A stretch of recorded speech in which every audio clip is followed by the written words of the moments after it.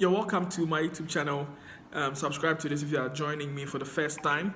And of course, if you are, hit on that notification bell as you subscribe as well. Thank you very much. My name is Felix Eduda. Now, on Wednesday, something interesting happened in the World Cup qualifier.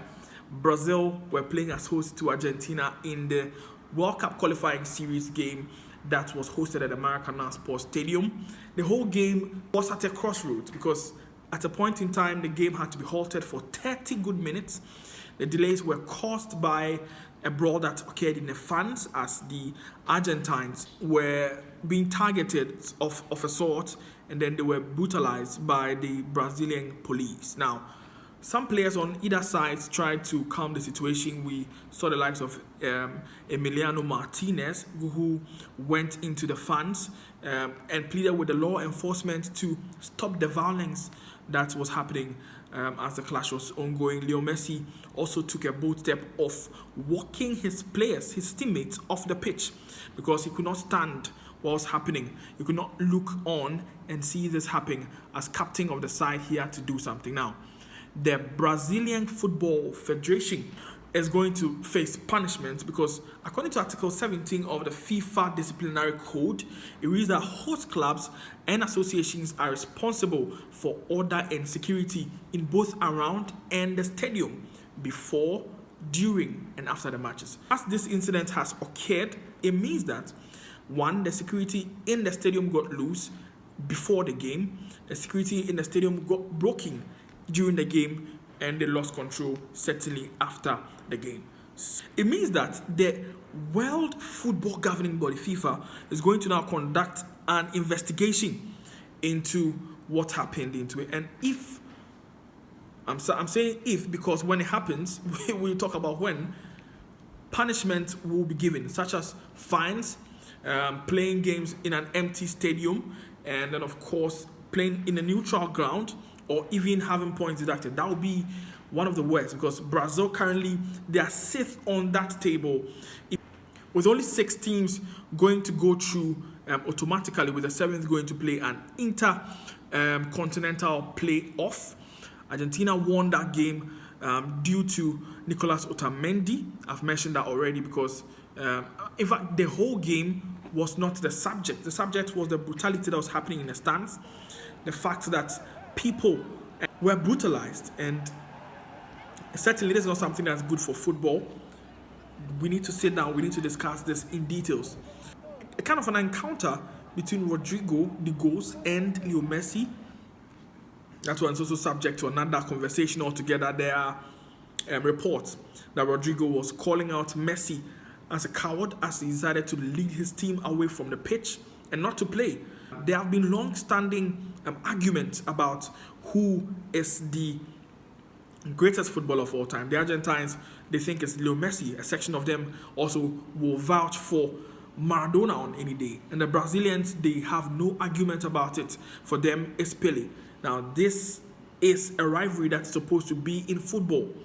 If it transcends the borders of football into anything more physical, getting people wounded, getting people injured, that is not something that football brings. Football is to unite. Football is to entertain. Now, this cannot be tolerated, if you ask me, anywhere in a football league. So I agree with Lionel Messi, who in a post-match presser, that they went into the locker rooms because it was the best way to calm everything down. It could have ended in tragedy. And then he wrote that it was a great victory in the Maracanã Sports Stadium, but it was marked with repression of the Argentinians in Brazil, and this cannot be tolerated. It is insane in his own words, and according to him, it needs to end now. I agree with him, absolutely. It's exciting to have seen how the game went, and as it stands now, nobody's even talking about the context. Nobody's even talking about the game in itself.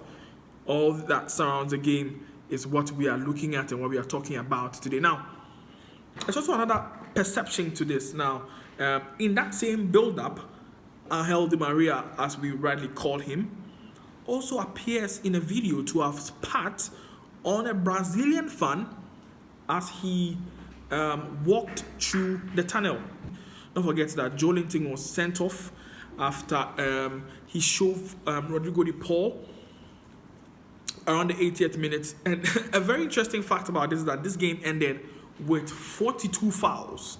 It means that this game was one that was physical, was brutal, and was not one for kids, you know. So Rodrigo, the goals, had to even leave the pitch earlier after he was clashed with about 3 Argentinian players. You know, it was so physical, and as it stands now, the Real Madrid medical team are even trying to assess his availability for selection over the weekend in their La Liga encountered games. Now, there was violence beforehand because fans clashed before the game. There was a clash of fans before the game, and then, like I said to you already, these two national teams, they are already sitting on some polarities. You know, there's this polarized relationship between them. So the nearest or the slightest of touch will provoke some sort of a reaction from either fans.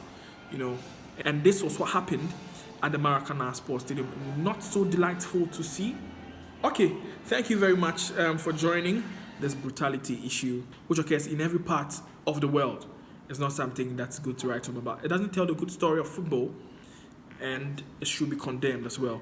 So the CBF may face a fine, it may face a ban from home games, and especially the Maracanã Sports Stadium, which is so dear to their hearts. It may face some sort of repercussions as a result of what they did. Thank you very much. Please subscribe to my channel if you have not, and let's do this together. I love you so much.